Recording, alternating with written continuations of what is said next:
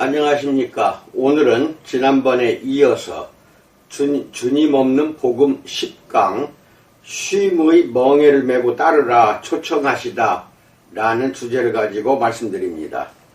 성경이 죄인들에게 한 번도 그리스도를 받아들이라 라고 권하지 않는다는 사실을 알면 놀랄 것입니다. 21세기 복음전도에서 흔히 사용하는 여러 가지 형태들, 즉 그리스도를 모시는 결단을 하라, 예수님을 마음에 초청하라, 예수 그리스도를 당신 개인의 구주로 받아들이라 라는 등의 말들은 불신자를 향한 성경적 설교의 용어도 자세도 아닙니다. 전혀 아닙니다. 복음 초청은 구주가 그들의 삶에 들어오도록 허락하라는 간청이 아닙니다. 회개하고 그리스도를 따르라는 호소이면서 명령입니다. 수동적으로 그리스도를 받아들이라는 것뿐 아니라 적극적으로 그리스도께 순종하는 것도 요구가 됩니다. 그리스도께 복종하기를 원하지 않는 사람은 그리스도를 복잡한 삶의 일부로 모실 수가 없습니다. 그리스도는 죄를 간직한 마음의 손짓에는 응하지 않으십니다. 육의 욕망을 채우기 좋아하는 사람과는 함께하지 않으십니다. 그리스도께서 임재하셔서 삶을 거룩하게 해달라고 구하면서도 불순종의 삶을 지속하는 배신자의 간청에는 귀 기울이지 않으십니다.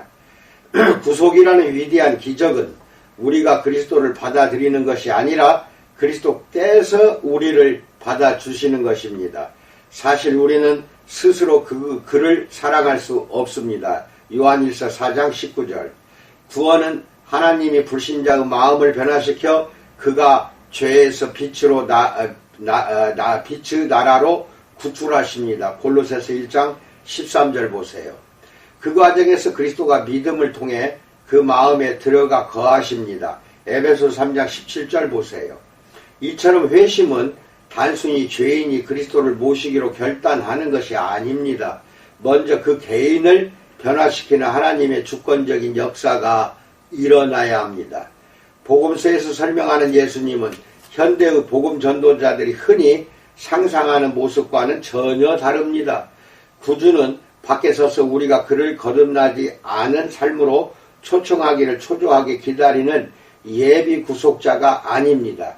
신약에 묘사된 구주는 육신을 입은 하나님으로서 범죄한 인간 세상에 침범해 오셔서 죄인들에게 죄악에서 돌이키라고 요구하는 분입니다. 그는 초청을 기다리지 않고 친히 초청하십니다. 회개하고 순종의 멍에를 메라는 명령으로 초청하십니다. 당연히 예수님의 죄인 초청은 우리가 흔히 듣는 복음전도 메시지와는 확연히 대조가 됩니다. 마태복음 11장 25절로 30절에서 주님이 회개를 거부한 갈릴리 사람들에게 정죄를 선언하신 직후 하신 말씀입니다. 그때 예수께서 대답하여 이르시되 천지의 주제이신 아버지여 이것을 지혜롭고 슬기 있는 자들에게는 숨기시고 어린아이들에게는 나타내심을 감사하나이다. 옳소이다. 이렇게 된 것이 아버지의 뜻이니이다. 내 아버지께서 모든 것을 내게 주셨으니 아버지 외에는 아들을 아는 자가 없고 아들과 또 아들의 소원대로 계시를 받는 자 외에는 아버지를 아는 자가 없느니라. 수고하고 무거운 짐진 자들아 다 내게로 오라. 내가 너희를 쉬게 하리라. 나는 마음이 온유하고 겸손하니 나의 멍에를 메고 내게 배우라. 그리하면 너희 마음이 쉼을 얻으리니 이는 내 멍에는 쉽고 내 짐은 가벼움이라 하시니라 라고 말씀합니다. 이는 불신자들을 향한 구원 초청이지 신자들에게 더 깊은 제자도 단계로 들어오라고 하는 호소가 아닙니다. 우리 주님의 말씀을 듣는 사람들은 죄와 율법에 짓눌려 영적 양식을 찾고자 애쓰고 있었습니다. 주님께서 하나님의 주권을 인정하는 기도로서 이 초청을 시작하신 점이 중요합니다. 주님은 이것을 사람들 앞에서 큰 소리로 말씀하셨습니다. 이처럼 여기에 담긴 진리는 그들에게 주는 메시지의 중요한 부분이었습니다. 이 말을 듣는 모두에게 하신 말씀으로서 비록 많은 사람이 그들의 메시아를 거절한다 하더라도 모든 것은 하나님의 계획대로 진행된다는 확증입니다. 구주께서는 하나님이 곧 친히 구원을 결정하는 요인임을 강조하셨습니다. 그리스도를 증거할 때 복음을 듣는 사람들의 반응에 대한 궁극적인 책임은 우리에게 있지 않습니다. 우리는 다만 복음을 분명하고 정확하게 전할 책임, 사랑 안에서 진리를 말할 책임이 있을 뿐입니다. 어떤 사람들은 거부하겠지만 그 기쁘신 뜻을 따라 그 진리를 보이고 감추는 이는 하나님이십니다. 하나님의 계획은 좌절될 수 없습니다. 예수님이 전한 복음이 거슬릴 수 있습니다. 그러나 사람들 마음에 들고자 그 내용을 희석시키거나 요구사항을 완화시켜서는 안 됩니다. 수많은 사람이 부정적인 반응을 할지라도 하나님의 계획에 따라서 선택받은 자들은 믿게 됩니다. 예수님이 이 말씀을 하시자 사람들은 엄청난 거부 반응을 보였습니다. 이것을 근거로 그때 주님의 사역이 잘 진행되지 않았다고 결론 내리기가 쉽습니다. 주님의 갈릴리 사역이 끝나가고 있었습니다. 자신이 메시아임을 반박 불가능하게 보여주셨지만 사람들 대부분은 반응을 보이지 않았습니다. 그렇지만 모든 것이 아버지의 다스림 안에 있다는 예수님의 확신은 흔들리지 않았습니다. 예수님은 계속 아버지의 뜻을 추구했고 거듭나지 못한 자들에게 다가가셨습니다. 부정적인 여건 때문에 그 목적을 단념하지 않으셨습니다. 예수님이 지친 자들에게 쉼을 제시한 것은 회심으로의 부르심이었습니다. 이것이 구속진리의 걸작, 예수님이 전한 복음의 요지입니다. 이것은 진정한 회심의 5가지는 불가분하게 엉켜있기에 구원 얻는 믿음에 대한 성경적 개념에서 어느 하나도 뺄 수가 없습니다. 첫 번째, 겸손에 대해서 알아봅니다. 첫째는 겸손입니다. 예수님은 이것을 마태복음 11장 25절에서 이것을 지혜롭고 슬기 있는 자들에게는 숨기시고 어린아이들에게는 나타내심을 감사하나이다 라고 기도하셨습니다. 이 말씀은 이것, 즉 천국의 영적 실상들을 똑똑한 사람들에게 숨기셨다는 뜻이 아닙니다. 영적인 이해력은 사람의 지적 능력과 상관이 없습니다. 예수님은 영적 진리에 대한 지식이 자신의 지적 능력으로 발견할 수 있는 것에 한정된 사람들, 즉 궁극적으로 인간의 지혜를 의지하는 사람들을 정죄하시는 것입니다. 그들의 죄는 지적 능력이 아니라 지적인 교만입니다. 이 경고는 특별히 바리새인, 랍비, 서기관들에게 해당됩니다. 그들은 하나님의 말씀을 이미 다 안다고 생각했기에 그리스도에 대한 하나님의 계시를 받아들이려고 하지 않았습니다. 그들은 자신이 영적으로 눈멀었다는 사실을 모르고 인간의 이성에 의지해 영적인 진실을 해석하려고 했습니다. 그들은 진리를 찾는 대신 신학적으로 잘못된 시스템을 만들었습니다. 그러나 인간의 지성은 영적 진리를 이해할 수도 받아들일 수도 없습니다. 인간의 지혜나 천재적인 추론으로는 하나님의 성령이 하시는 일을 알 수가 없습니다. 이것은 바울이 고린도전서 2장 9절에서 한 말과도 같습니다. 이 진리는 눈으로도 보지 못하고 귀로도 듣지 못합니다. 실증적으로나 객관적으로 분별할 수 있는 것이 아닙니다. 사람의 마음으로도 생각할 수 없습니다. 인간의 직관으로 알 수 없는 것입니다. 마태복음 11장에서 예수님이 하신 말씀의 요지는 하나님의 진리를 지혜로운 사람에게 감추신다는 것이 아닙니다. 자신의 명석함을 의지하는 사람은 스스로 진리에서 멀어진다는 또는 떨어진다는 뜻입니다.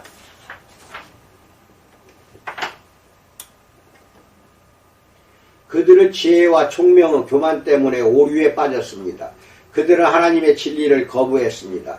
하나님은 이들의 마음을 닫아 영원히 영적인 진리를 깨닫지 못하게 하셔서 그들의 거부에 인을 치실 수도 있습니다. 하나님은 교만하고 교양 있는 자가 아닌 어린아이에게 진리를 보이십니다. 이는 마태복음 18장 3절에서 너희가 돌이켜 어린아이들과 같이 되지 아니하면 결단코 천국에 들어가지 못하리라 라는 말씀과 병행구절입니다. 어린아이와 같은 반응은 인간의 지혜나 완고한 교만에서 나오는 반응과는 반대입니다. 여기에는 기술이 없고 배우지 못했으며 능력 없는 사람의 겸손이 필요합니다. 어린아이를 잘 나타내는 말은 의존입니다. 누가 구원에 들어갈 수가 있나요? 어린아이처럼 의존하며 독립적이지 않은 사람들입니다. 자신이 아무것도 아님을 알고 전적으로 그리스도를 의지하는 사람입니다. 시편 138편 6절은 여호와께서는 높이 계셔도 낮은 자를 굽어 살피시며 멀리서도 교만한 자를 아심이니이다 라고 말합니다. 진정으로 겸손한 자, 어린아이는 하나님과 그의 진리를 알 수 있습니다. 그러나 교만한 자, 지혜롭고 슬기 있는 자는 하나님을 도무지 알지 못합니다. 지혜로운 자와 어린아이의 차이는 실제로 행위와 은혜의 차이입니다.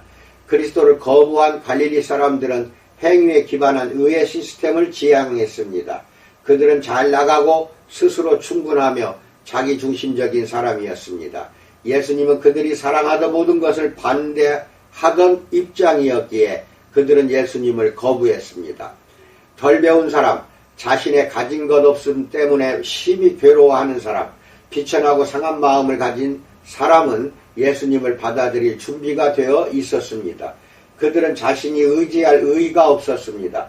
그래서 하나님은 그들에게 진리를 드러내기를 기뻐하셨습니다. 이사야 57장 15절에서 극히 존귀하며 영원히 거하시며 거룩하다 이름하는 이가 이와 같이 말씀하시되 내가 높고 거룩한 곳에 있으며 라고 말합니다.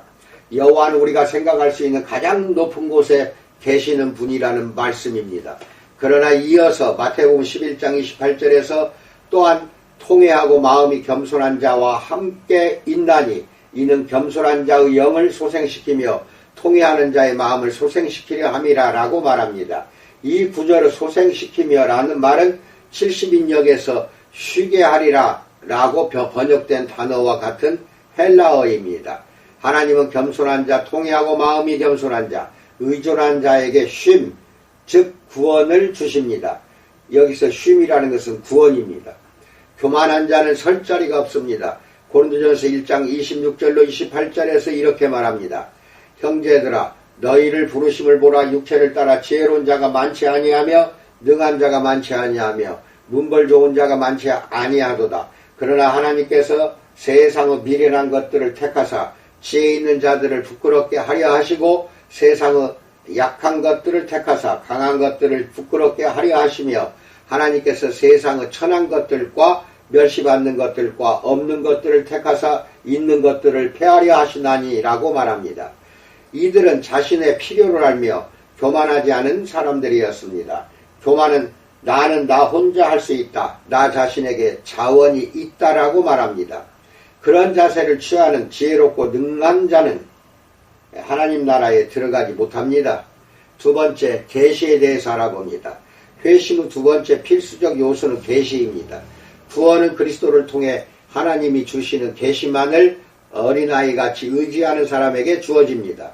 예수님은 마태복음 11장 27절에서 내 아버지께서 모든 것을 내게 주셨으니 아버지 외에는 아들을 아는 자가 없고 아들과 또 아들의 소원대로 계시를 받는 자 외에는 아버지를 아는 자가 없느니라 라고 말씀하셨습니다. 계시는 아버지와 아들에 대한 개인적인 지식을 말합니다. 이 계시를 받을 수 있는 자는 오직 주권적으로 선택받은 자들입니다. 이 구절은 성경에서 가장 심오한 구절에 속합니다. 이 구절은 내 아버지께서 모든 것을 내게 주셨으니 라는 말로 예수님의 신성을 선포하며 시작합니다. 여기에서 특별히 두 가지 요소가 바리새인의 가르침을 따르는 자들을 자극했을 것입니다. 첫째, 예수님은 하나님을 내 아버지라고 부르셨습니다. 이 구절은 예수님이 공적 사역에서 이 이름을 사용한 성경의 최초의 기록입니다. 그는 종종 하나님을 아버지와 우리 아버지로 불렀는데 이제까지 공적으로 내 아버지라고 부른 적이 없었던 것입니다. 내 아버지라는 표현은 하나님의 독생자로서 아들의 유일성을 강조하며 그를 아버지와 절대적으로 동등한 위치에 놓게 됩니다. 둘째, 모든 것을 내게 주셨으니 라는 주장입니다. 이것은 그의 주권에 대한 확언으로서 신성에 대한 주장이 됩니다. 이에 대한 병행 구절이 마태복음 28장 18절에서 하늘과 땅의 모든 것을 내게 주셨으니 라는 말씀입니다. 예수님이 이미 사탄과 귀신, 질병, 폭풍우, 몸, 영혼, 삶과 죽음, 그리고 제자들에 대한 그의 권세를 보여주셨습니다. 그는 구원하고 죄를 용서하며 심판하는 권세를 보여주셨습니다.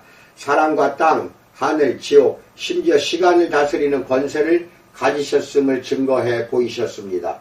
예수님의 사역은 우주 모든 것이 그의 주권 아래 있음을 보여주는 극적인 증거였습니다.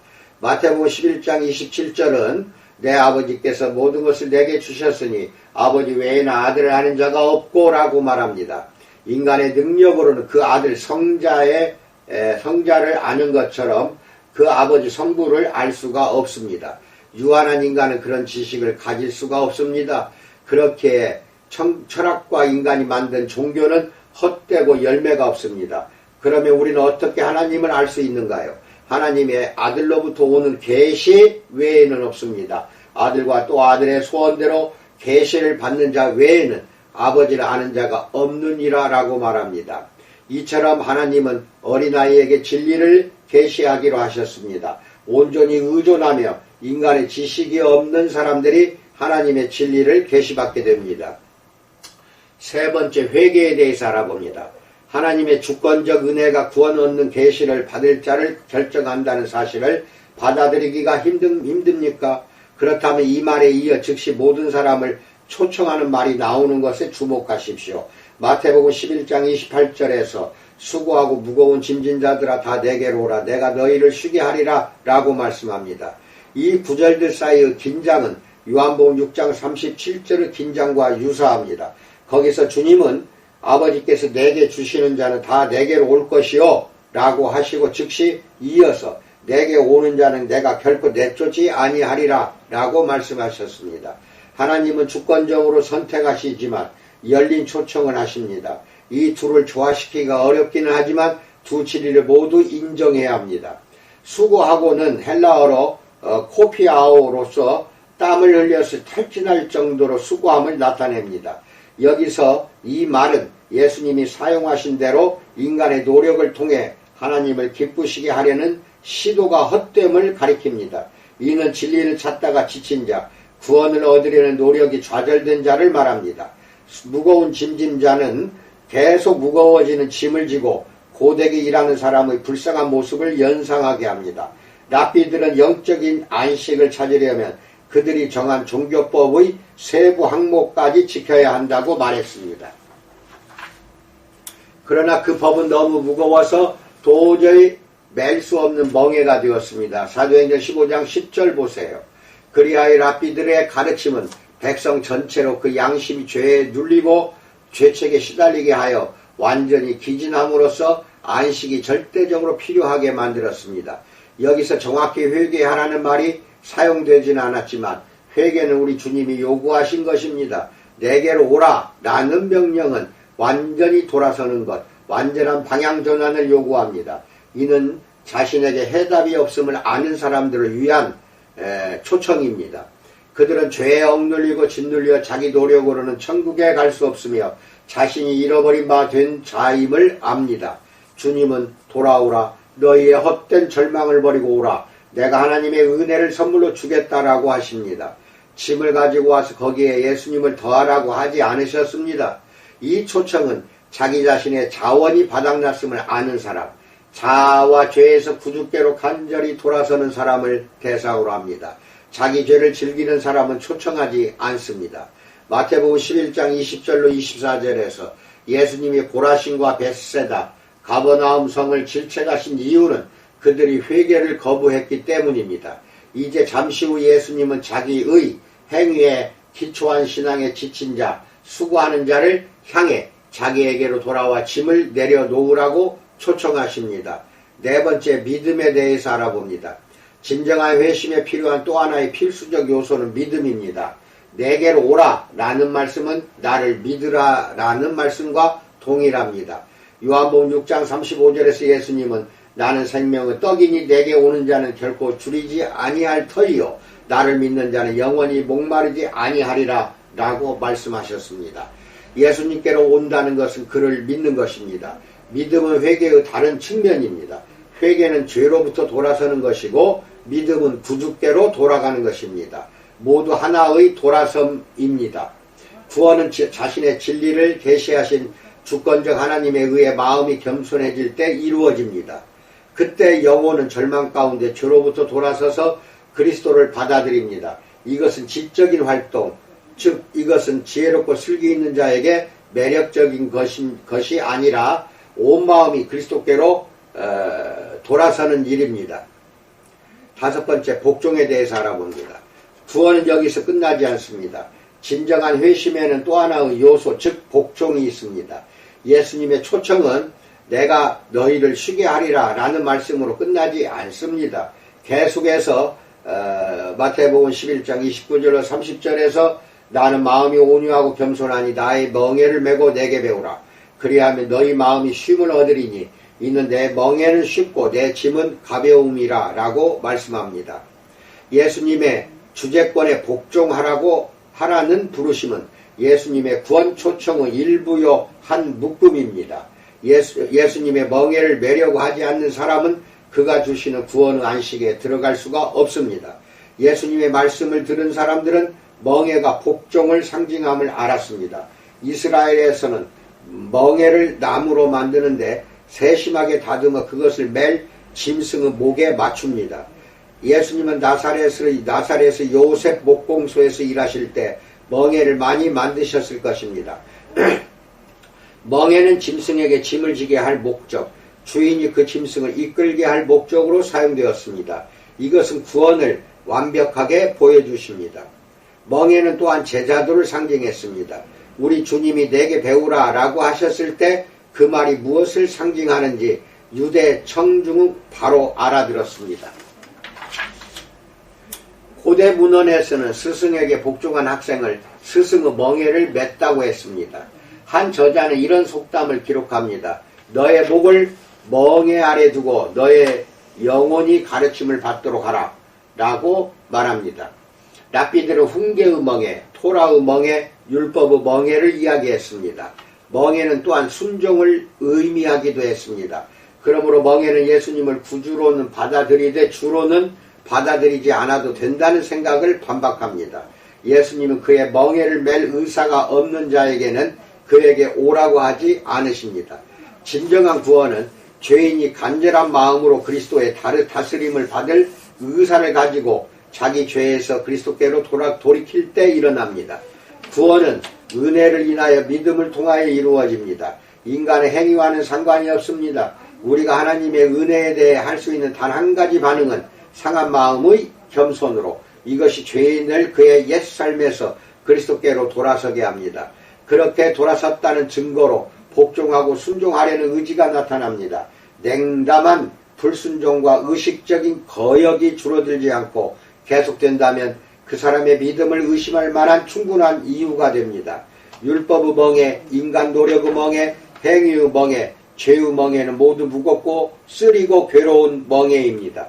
육체에 있는 크고 지기 어려운 짐을 나타내는 이 멍에는 절망과 좌절, 염려로 이어집니다. 그러나 예수님은 우리가 질 수 없는 멍에를 주시면서 또한 그것을 질 수 있는 힘도 주십니다. 빌립보서 4장 13절 보세요. 거기에 참된 쉼이 있습니다. 예수님의 멍에가 쉽고 가벼운 이유는 그의 마음이 온유하고 겸손하기 때문입니다. 바리새인이나 서기관들과 달리 예수님은 우리를 억압하려 하지 않으십니다.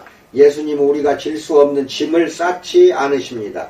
의가 얼마나 어려운지 보여주려고 하지도 않으십니다. 그의 멍에에 순종하는 일은 즐겁습니다.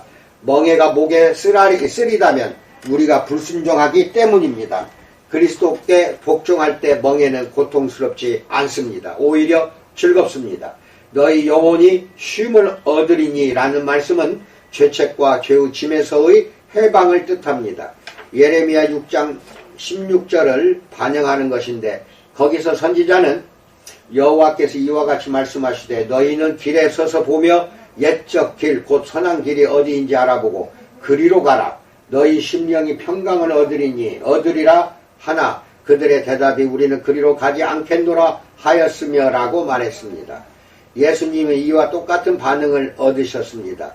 그 이후의 사건들을 보면 그리스도에 대한 증오가 더욱 강해졌음을 알 수 있습니다.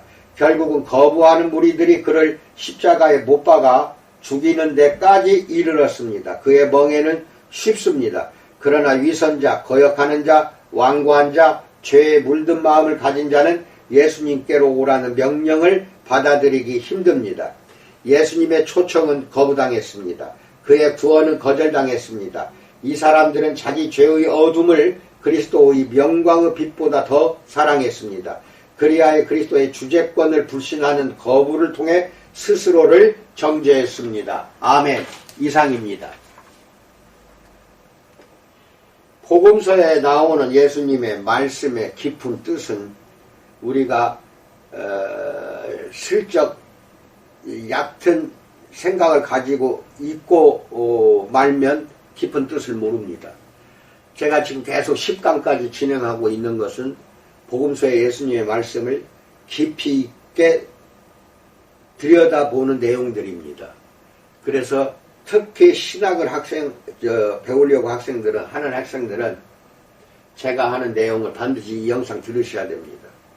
듣지 않으려고 하는 학생은 어찌할 수가 없습니다. 하나님이 선택하는 사람은 반드시 듣게 되어 있습니다.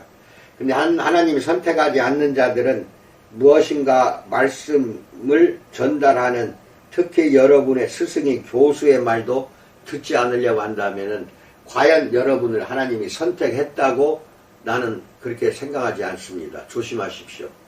물론 내 말이 다 진리인 것은 아닙니다.